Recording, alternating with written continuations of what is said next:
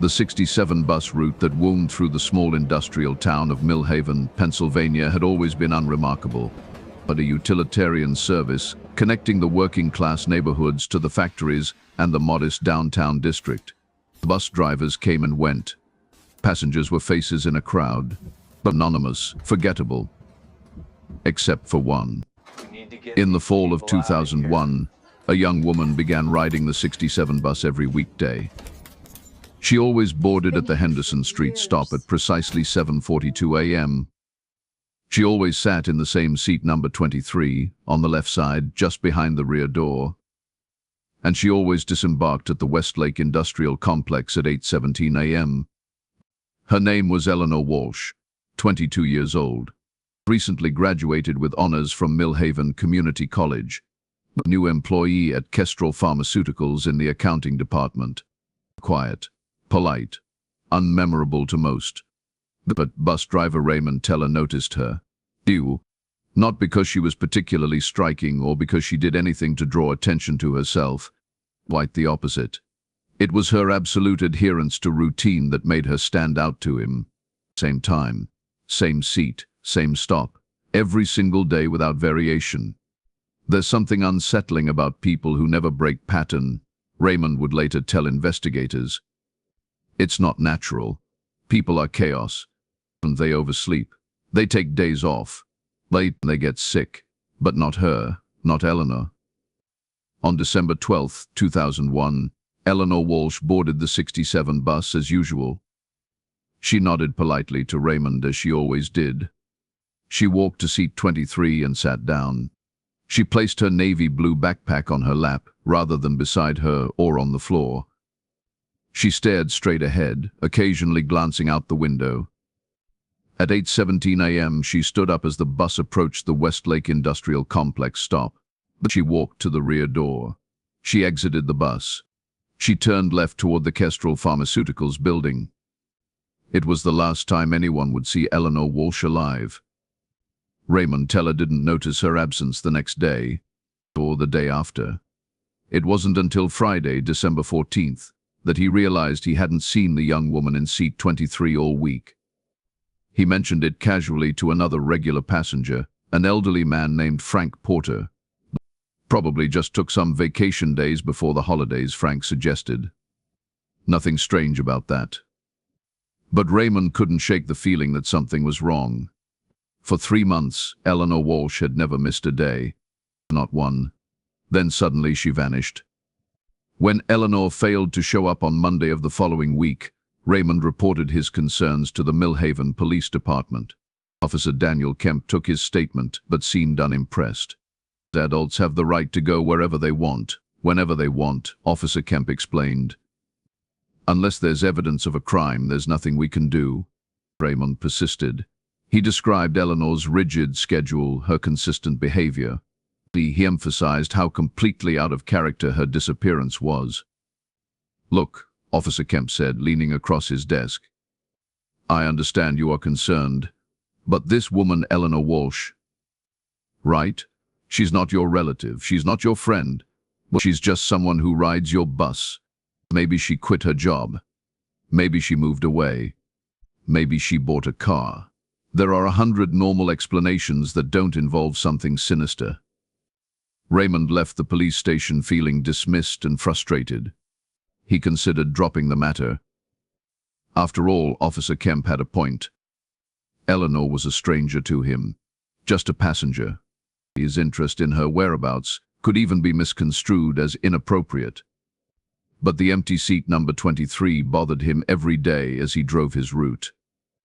On December 28, 2001, Raymond made a decision. After his shift ended, he drove to the Kestrel Pharmaceuticals building and approached the security desk in the lobby. I'm looking for Eleanor Walsh, he told the guard. She's an employee here. In accounting, I believe. The guard, a middle-aged man with thinning hair and thick glasses, stared at Raymond for a long moment before responding. Eleanor Walsh doesn't work here anymore, he said flatly. No. Did she quit? Was she fired? Raymond asked. I'm not authorized to discuss personnel matters, the guard replied. If you have business with Ms. Walsh, I suggest you contact her directly. That's the problem, Raymond said. I can't find her. The guard's expression changed slightly. Something flashed in his eyes. Concern? Fear? Raymond couldn't tell. I'm going to have to ask you to leave, the guard said. If you are concerned about Ms. Walsh's whereabouts, you should contact the police. I already did, Raymond said. They don't seem to care. And the guard picked up his phone. I'm calling security to escort you out. Raymond left before security arrived. He sat in his car in the parking lot, staring at the Kestrel Pharmaceuticals building, a sterile, 4-story structure of glass and steel. Nothing about it seemed unusual or threatening. Yet something felt very wrong. On January 3, 2002, Raymond made another attempt. He went to the address listed for Eleanor Walsh in the bus company's passenger assistance registry, a form Eleanor had filled out months earlier requesting help boarding due to a temporary ankle injury. The address led him to a small apartment complex called Ridgeview Gardens on the east side of Millhaven. Apartment 4 billion. He knocked on the door. No answer. He knocked again, louder, still nothing. None. He was about to leave when the door of 4A opened. A woman in her 60s peered out at him. She's not there, the woman said. Hasn't been for weeks. Raymond introduced himself and explained his concerns. I'm Margaret Holden, the woman said. I have lived next door to that girl since she moved in last summer. Nice girl, quiet, kept to herself. Then one day, poof, gone. Did she move out? Raymond asked. Margaret shook her head. That's the strange thing. Her stuff is still in there. At least I think it is. The landlord went in a couple times to check when the rent didn't come in January. Said everything looked normal, like she just stepped out and planned to come back. Did she have family? Friends who visited? Never saw anyone, Margaret said. Like I said, she kept to herself. And the police? Did they investigate? Margaret scoffed. Police in this town don't investigate anything that doesn't involve drugs or break-ins at the rich folks' houses up on Northridge. I called them when I realized I hadn't seen her in a while. They took a report over the phone, and that was it. Raymond thanked Margaret and left. He sat in his car again, thinking, a young woman disappears without a trace. Her belongings left behind in her apartment. Her job apparently terminated. And no one seems particularly concerned. It didn't make sense. Raymond decided to make one more stop before heading home. He drove to the Millhaven Public Library and used one of their computers to search for information about Eleanor Walsh. There wasn't much. No social media profiles that he could find. No mentions in the local newspaper. It was as if Eleanor barely existed in the digital world. But he did find one thing, a graduation announcement from Millhaven Community College, dated May 2001. Eleanor Walsh had received an associate's degree in accounting with highest honors. The brief article mentioned that she had been awarded a scholarship from the Westlake Industrial Development Fund, a non-profit organization with ties to several businesses in the industrial complex, including Kestrel Pharmaceuticals. Raymond printed the article and drove home, his mind racing with questions. Who was Eleanor Walsh, really? Why had she disappeared? And why did no one seem to care? The next morning, Raymond found something unusual under seat 23 on his bus.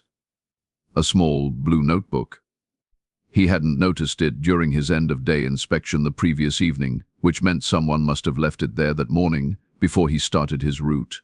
And the notebook contained page after page of numbers, columns of them. Some circled, some crossed out. Raymond wasn't an accountant, but these didn't look like financial figures. They looked more like scientific notations, measurements perhaps, or formulas. On the inside cover was a name, E.W. Eleanor Walsh. Raymond slipped the notebook into his pocket. He didn't report finding it. He didn't turn it in to the lost and found. Something told him this notebook was important, maybe even dangerous.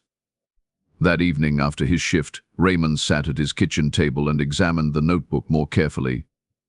The numbers meant nothing to him, but there was something else, something he had missed during his initial inspection. On the final page, written in tiny letters along the bottom margin, was a message. If found, please call Ann Palmer. 5550112. Tell her I was right. Raymond picked up his phone and dialed the number. It rang 3 times before a woman answered. Hello. Her voice was cautious, guarded. Is this Ann Palmer? Raymond asked, in a pause. Who's asking? Raymond explained who he was and about finding the notebook. It appears to belong to Eleanor Walsh, he said. There was a message to call you. Another pause, longer this time. Where are you calling from? Dan asked. My home, Raymond said, confused by the question. Use a payphone next time, Ann said. Meet me tomorrow. Cornerstone Cafe. 2 p.m. Bring the notebook. Come alone. And Mr. Teller? Be careful who you trust. The line went dead.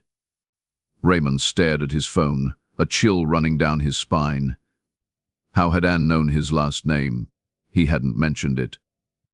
The Cornerstone Cafe was a small, unremarkable establishment in downtown Millhaven. Raymond arrived at 1:45 p.m., the blue notebook tucked securely inside his jacket. He chose a table near the back with a clear view of the door and ordered a coffee. At precisely 2 p.m., a woman entered the cafe. Mid-30s, brown hair pulled back in a tight ponytail, sharp, intelligent eyes that scanned the room quickly and efficiently. She spotted Raymond and walked directly to his table. Ann Palmer, she said, sitting down across from him. No handshake, no smile. Raymond Teller, he replied. Though you already knew that somehow. Ann ignored the implicit question. Raymond patted his jacket. First, I want to know what's going on. Who are you? What's your connection to Eleanor? And what does I was right mean? Ann studied him for a moment, as if assessing his trustworthiness. I was Eleanor's professor at MCC, Advanced Accounting and Financial Analysis. She was my best student. Brilliant girl. Too brilliant, maybe. What does that mean? It means she saw patterns others missed. Inconsistencies. Discrepancies. Ann leaned forward. After graduation, I recommended her for the position at Kestrel. It was a good opportunity. Prestigious company. Excellent salary for a recent graduate. But about 3 months after she started, she came to me with concerns. What kind of concerns? Ann glanced around the cafe before continuing, her voice lower now. Eleanor had discovered financial irregularities, money moving through accounts in ways that didn't make sense for a pharmaceutical company. Large sums transferred to shell corporations. Expenses categorized under research projects that, according to the company's public disclosures, didn't exist. You think she was uncovering some kind of financial fraud? Raymond asked. At first, that's what we both thought. Embezzlement, maybe. Tax evasion. But then she started digging deeper. Ann's expression darkened. The last time I spoke to her, early December, she said she'd found something worse. Much worse. She was scared, Mr. Teller. I told her to go to the authorities, but she said she needed more evidence. Concrete proof. Raymond withdrew the notebook and placed it on the table. Is this the proof? Ann picked up the notebook and flipped through it, her face growing paler with each page. Oh, Eleanor, she whispered. What did you find? I don't understand any of it, Raymond admitted. Just looks like random numbers to me. They are not random, Ann said. They are batch numbers. Lot numbers. Shipping manifests. Eleanor created her own code. She was always paranoid about security. Ann closed the notebook. Mr. Teller, do you know what Kestrel Pharmaceuticals actually does? Raymond shook his head. They make drugs, I assume, and medications. Officially, yes, they have several FDA-approved medications on the market. but their primary revenue comes from government contracts, research contracts, very classified, very lucrative research contracts. What kind of research? Anne slipped the notebook into her bag. The kind that isn't supposed to happen on American soil anymore. The kind that international treaties prohibit. The kind that requires human test subjects. Raymond stared at her. Are you saying Kestrel is conducting illegal human experiments? That's insane. Is it? Anne asked. Look around, Mr. Teller. Look at Millhaven, a dying industrial town. High unemployment, people desperate for money, for opportunity. The perfect place to recruit test subjects who won't ask too many questions, who might be willing to take risks for the right price. And when things go wrong, when people get sick or disappear, who's going to notice in a place like this? Raymond thought about Eleanor, her rigid schedule, her isolation. You think Eleanor was involved in this somehow? Not willingly, Anne said. She was a whistleblower, or trying to be, but I think she got caught. So she's... I don't know, Anne admitted, but I'm afraid for her. And now I'm afraid for us too. She stood up. I need to take this to someone I trust, someone with authority who can't be bought. The FBI, Raymond suggested. Anne gave him a small, sad smile. In a perfect world, maybe. But we don't live in a perfect world, Mr. Teller. We live in Millhaven. She reached into her pocket and handed him a small, folded piece of paper. My personal number. If you think of anything else, if you find anything else, call me. But not from your home phone. Not from your cell phone. To use a payphone. Wanted. You are being paranoid, Raymond said, though he didn't entirely believe it himself. Eleanor was paranoid too, Anne replied. Look what happened to her. After Anne left, Raymond sat at the table for a long time, trying to process everything she had told him. It seemed fantastical, like something from a conspiracy thriller. Legal human experiments.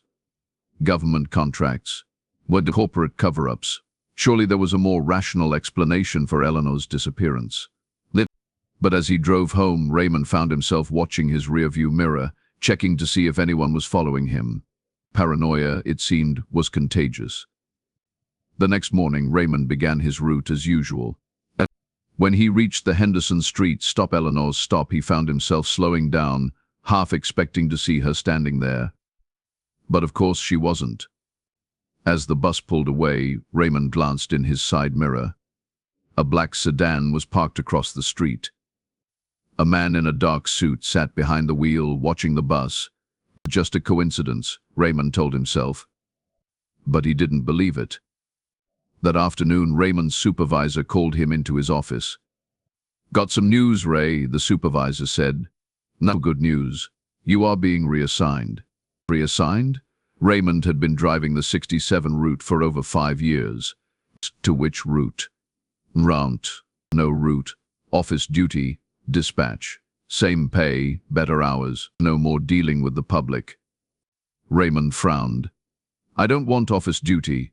No, I like driving. Fine. The supervisor shifted uncomfortably. It's not a request, Ray. It's a reassignment. It's effective immediately. Why? 1, 2. Orders from above, the supervisor said, not meeting Raymond's eyes. That's all I know. Raymond left the office, a knot forming in his stomach. This wasn't a promotion or a lateral move. This was someone getting him off the 67 route. Someone who didn't want him looking for Eleanor Walsh anymore.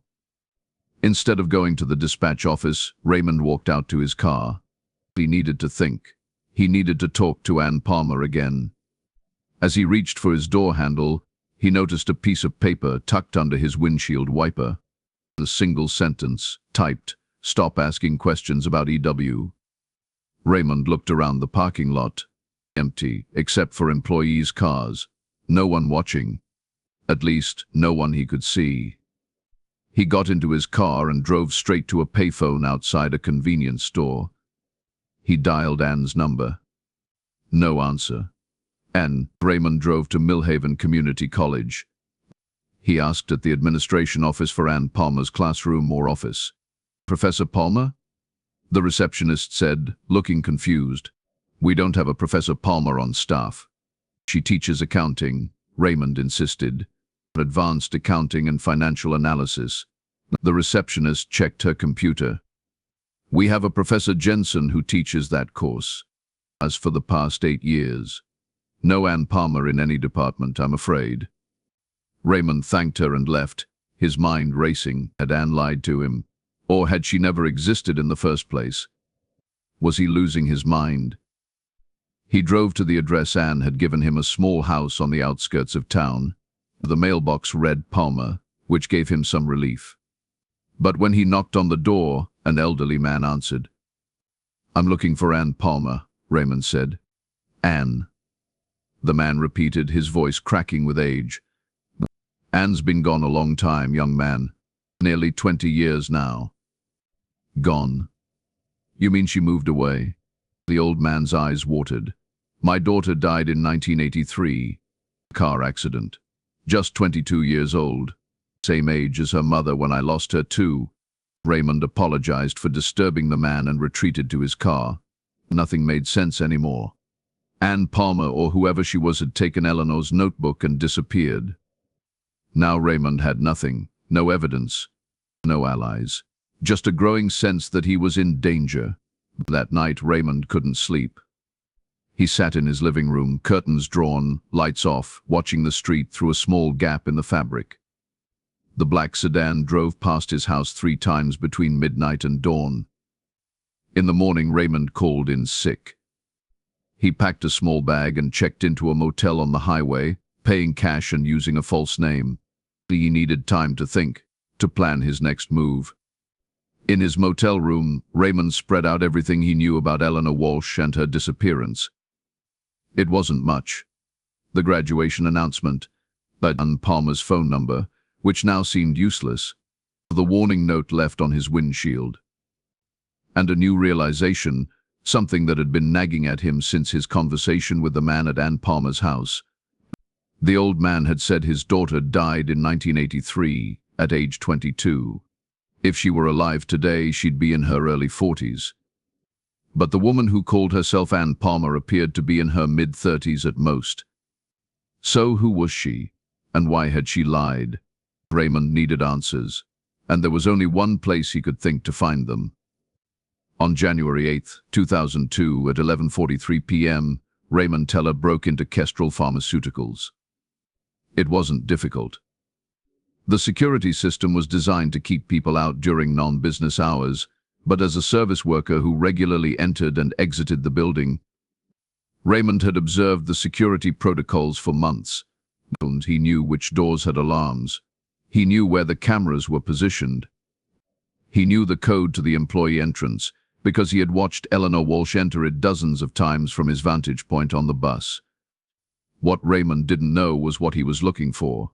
Evidence of Eleanor's employment, proof of financial irregularities, clues to her whereabouts. He started in the Human Resources Department, searching for personnel files. He found nothing under Walsh, Eleanor. It was as if she had never worked there at all. Next, he tried the accounting department. The office was open plan, with cubicles arranged in neat rows. Raymond moved methodically from desk to desk, checking nameplates, searching for any sign of Eleanor's presence. In the far corner, he found a cubicle that was empty. No personal items, no nameplates, just a desk, a chair, and a computer. Raymond sat down and turned on the computer. Password protected, of course. He tried Eleanor. Nothing. Walsh, nothing. You. Nothing. Nothing. Then he remembered, seat 23. He typed seat 23 into the password field. The screen unlocked. The screen unlocked. Then, Raymond's heart raced as he began searching through the files on the computer. Most were ordinary accounting documents, spreadsheets, financial reports, tax forms, nothing that seemed suspicious or incriminating. But then he found a folder labeled simply X. But inside were more numbers, similar to those in Eleanor's blue notebook. And something else, photographs. The images made Raymond's blood run cold. Clinical settings. Subjects strapped to beds or examination tables, then close-ups of skin conditions, tissue samples, bodily fluids. Some of the subjects appeared unconscious. Others were clearly in distress. And in one photograph, partially visible in the background, was a young woman observing the procedure. Her face was mostly obscured by a surgical mask, but Raymond would recognize those eyes anywhere. And the quiet passenger from seat 23, Eleanor Walsh. Raymond heard a noise, footsteps in the hallway. He quickly shut down the computer and ducked beneath the desk. And the footsteps grew louder, then stopped right outside the accounting department. Keys jangled. A door opened. Light flooded the room as someone flipped a switch. Security sweep, a male voice announced. Northwest quadrant, all clear. A radio crackled. Proceed to northeast quadrant, another voice responded. And the light went off. The door closed. And the footsteps receded. Raymond waited 5 minutes before emerging from his hiding place.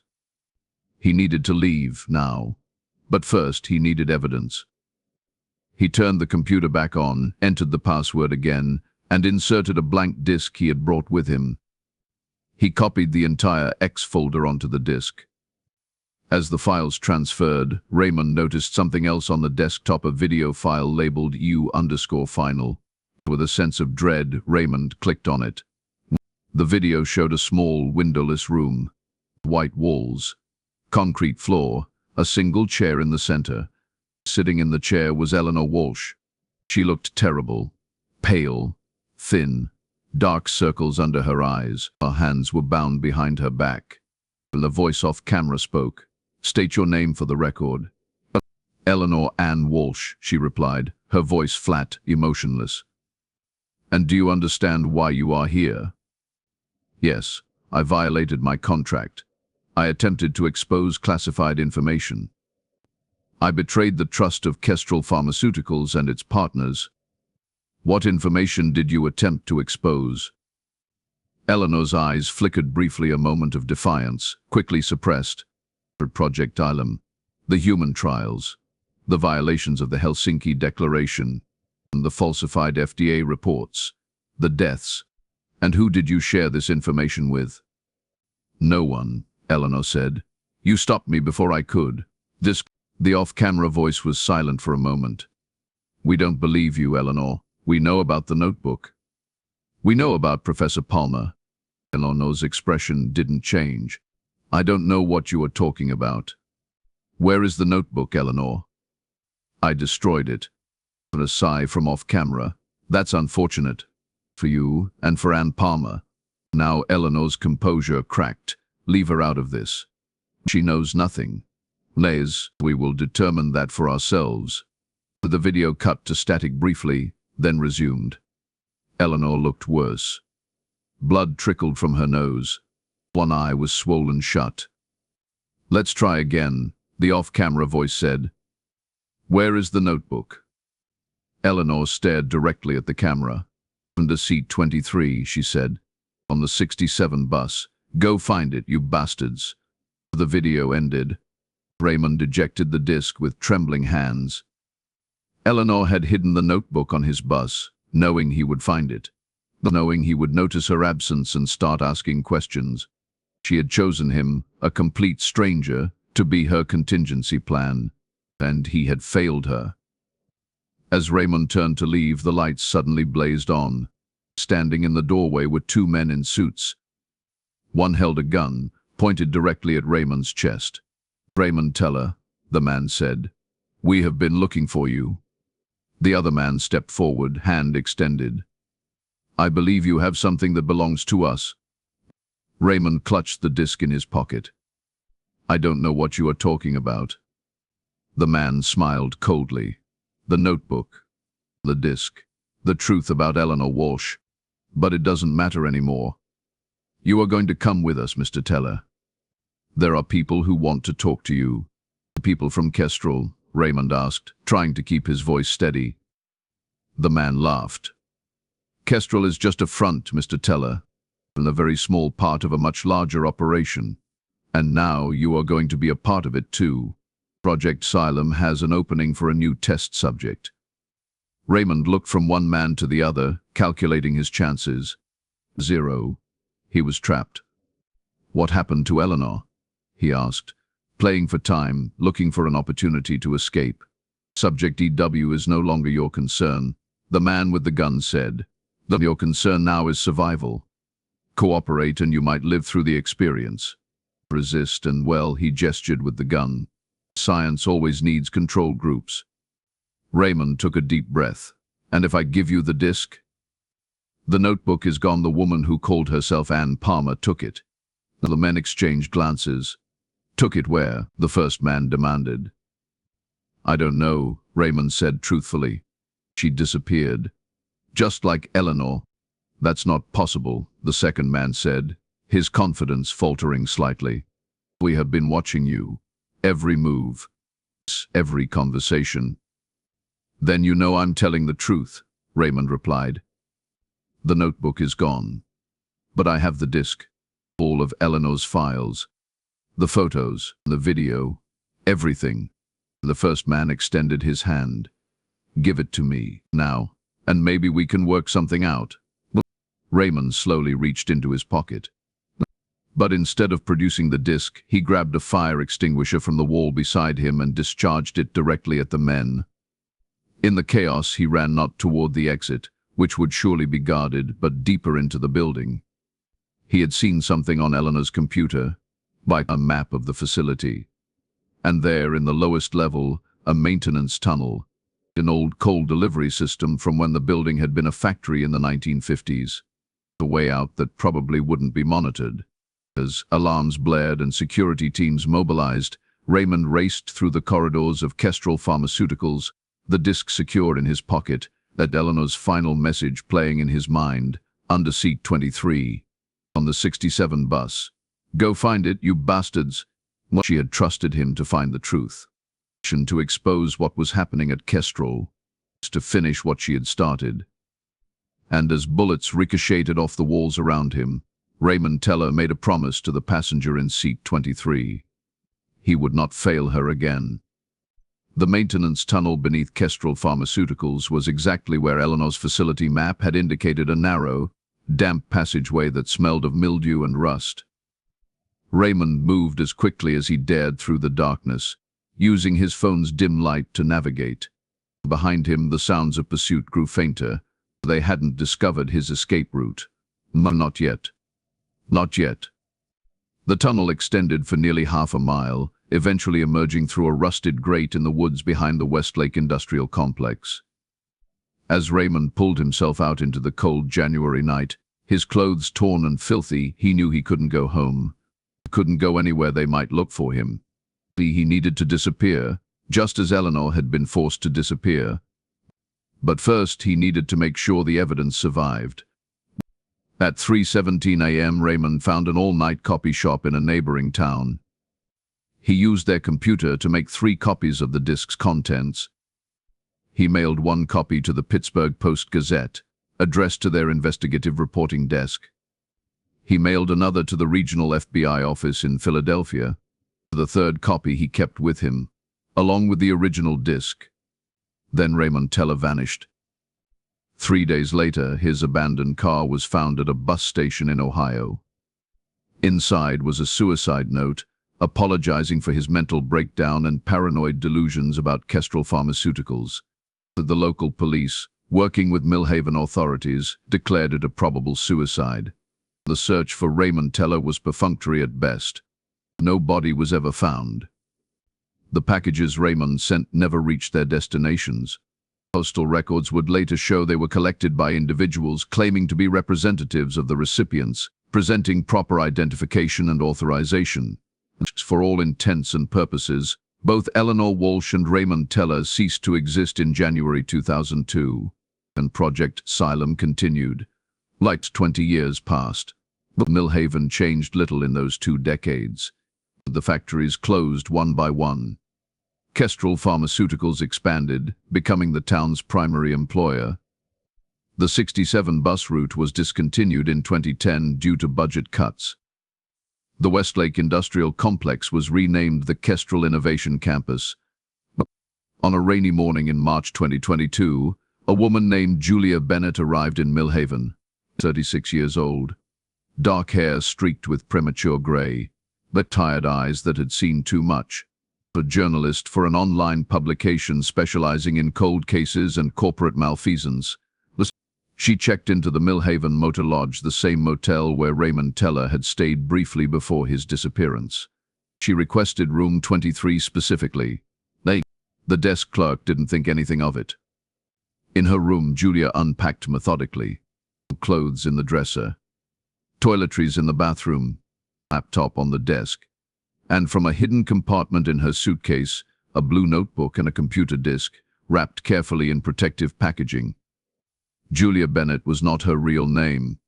20 years earlier, she had been a junior researcher at the Pittsburgh Post-Gazette, a recent journalism school graduate assigned to open and sort the mail that came into the investigative reporting desk.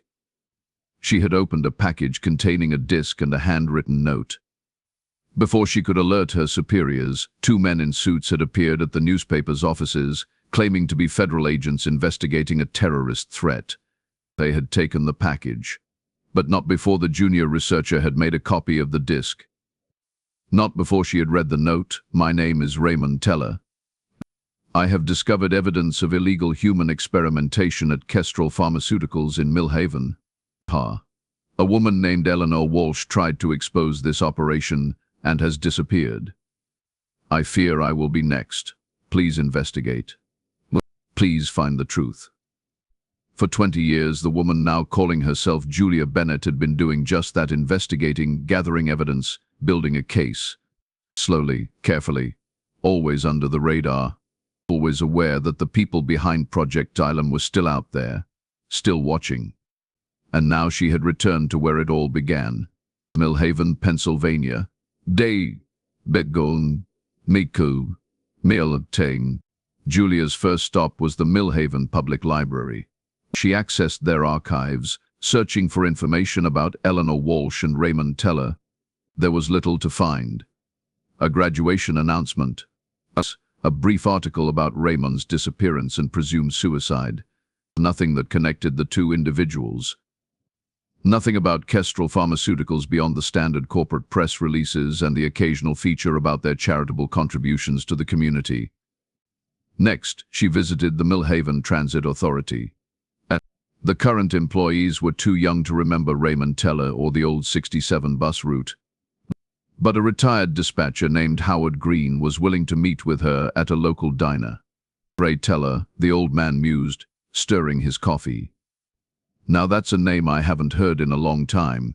Good driver, reliable. Then one day, poof, gone. Left his car at some bus station out in Ohio with a suicide note. Never did believe that story. Why not? Julia asked. Howard leaned forward. Ray wasn't the type, stable guy. No history of mental health issues. No personal problems that I knew of. And so that suicide note didn't sound like him at all. Too formal. Like someone trying to sound like Ray, but not quite getting it right. Did he ever mention a passenger named Eleanor Walsh? A young woman who always sat in the same seat. Howard frowned. Can't say that he did. But then drivers don't usually talk about passengers unless there's a problem. Was she a problem? No, Julia said. Just the opposite. She was so regular, so consistent, that when she stopped riding the bus, Raymond noticed. He started asking questions about her disappearance. And then he disappeared too, Howard said, understanding dawning on his weathered face. Well, I will be damned. After all these years, you think there's a connection? I do, Julia confirmed. But I need more information. Do you know if any of Raymond's personal effects were ever recovered from his locker at the Transit Authority? Or if anyone else at the time was close to him? Howard thought for a moment. There was that supervisor, what was his name? Philip something. Philip Warren. He handled all the paperwork after Ray disappeared. And as for personal effects, they would have been given to next of kin. Ray had a sister in Pittsburgh, I think. Julia made a note of the names. What about Eleanor Walsh? Did anyone else at the Transit Authority know her or remember her? Howard shook his head. Not that I recall. But 20 years is a long time, Ms. Bennett. Memories fade. People move on. People die. Dean, some secrets die too, Julia said. But others have a way of resurfacing. Her next stop was Ridgeview Gardens, the apartment complex where Eleanor Walsh had lived. The building had changed hands several times over the years. The current management company had no records dating back to 2001. Apartment 4 billion was now occupied by a young family with no knowledge of its former tenant. Margaret Holden, Eleanor's former neighbor, had passed away in 2011, according to the current tenant of 4A. Julia was hitting dead ends everywhere she turned. But it was as if someone had systematically erased every trace of Eleanor Walsh and Raymond Teller from Millhaven's history.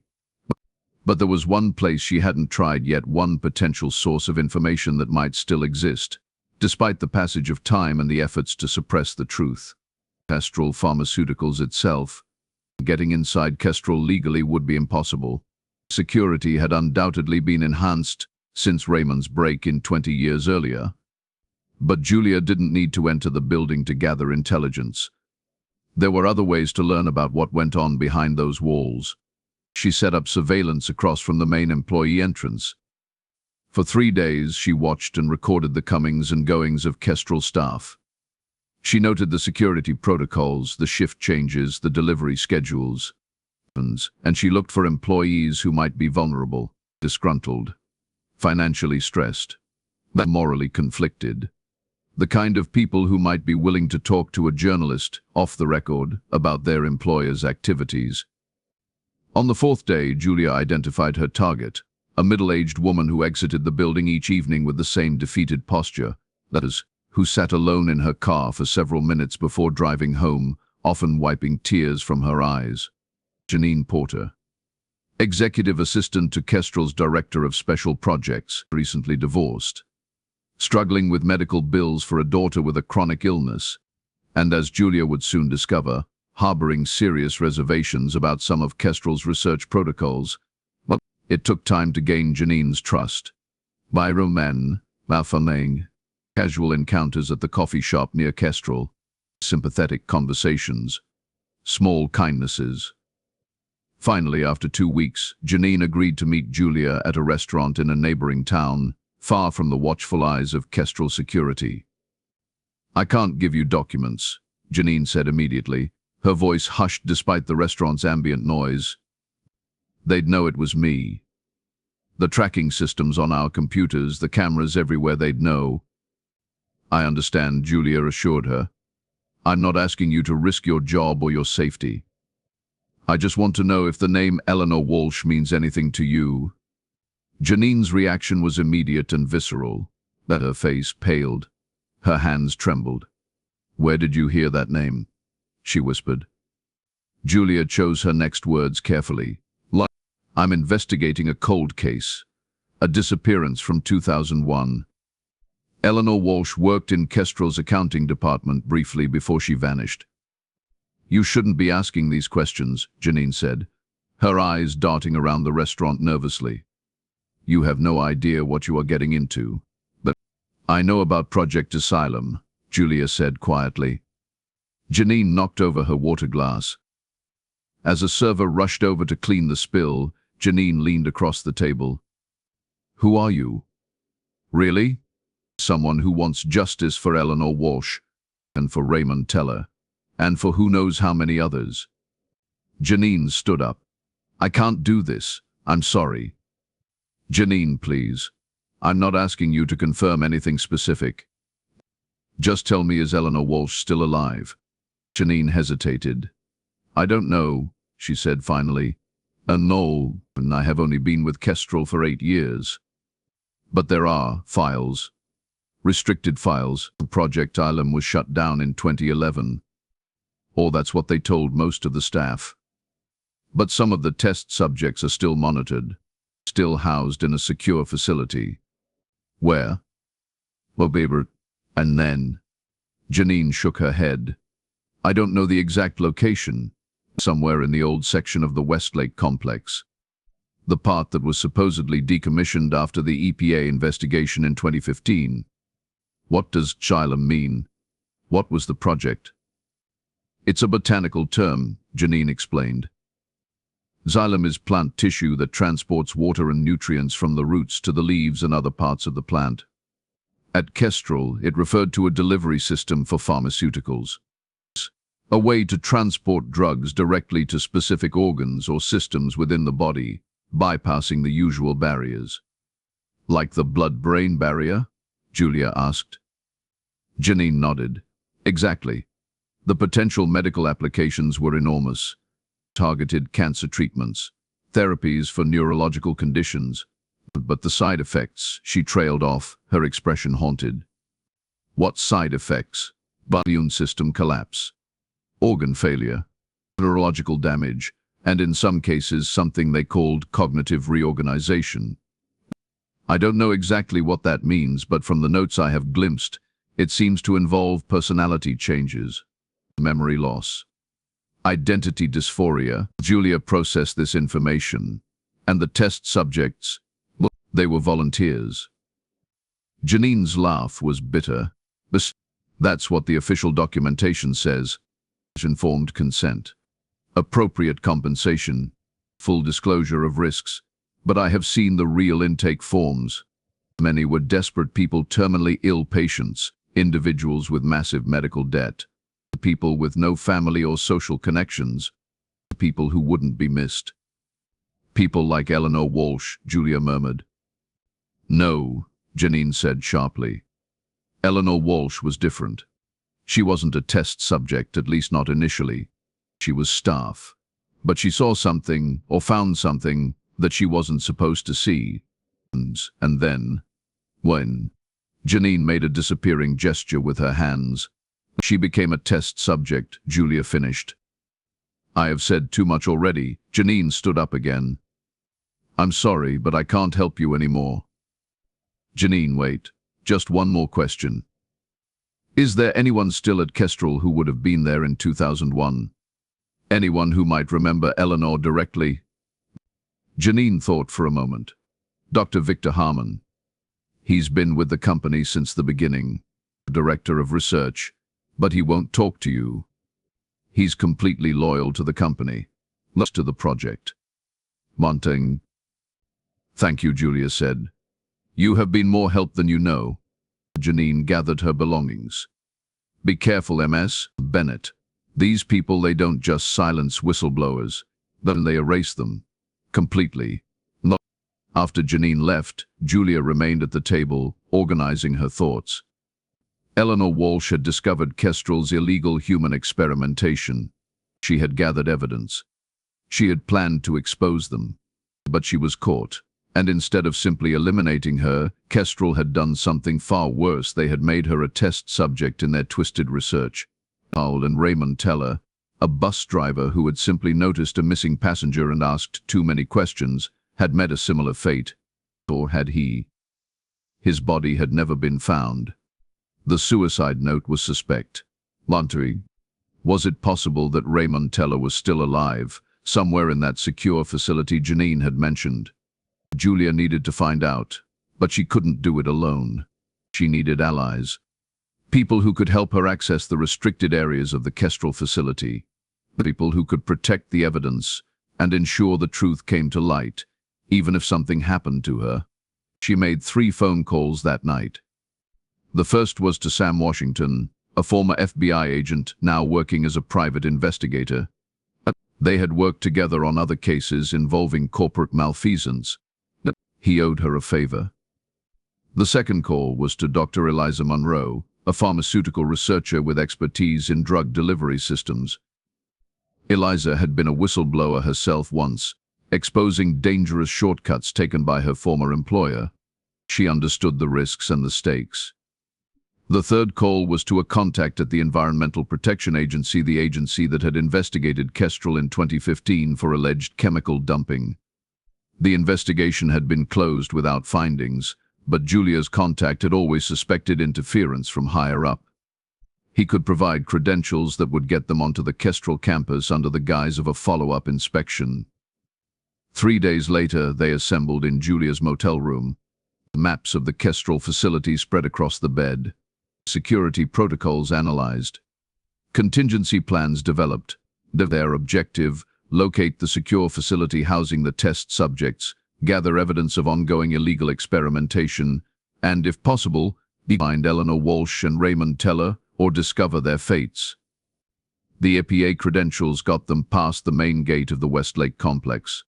Their hazard suits and testing equipment provided the perfect cover as they made their way toward the supposedly decommissioned section of the facility. Sam handled the security systems, using equipment that could temporarily loop camera feeds. Eliza's knowledge of pharmaceutical research allowed her to interpret the cryptic signage and navigate the labyrinthine corridors. Julia focused on documentation, photographing everything they found. The restricted area was behind a heavy steel door marked simply Archives. No cameras monitored this section, a deliberate blind spot in the security system, designed to ensure deniability. The electronic lock yielded to Sam's expertise.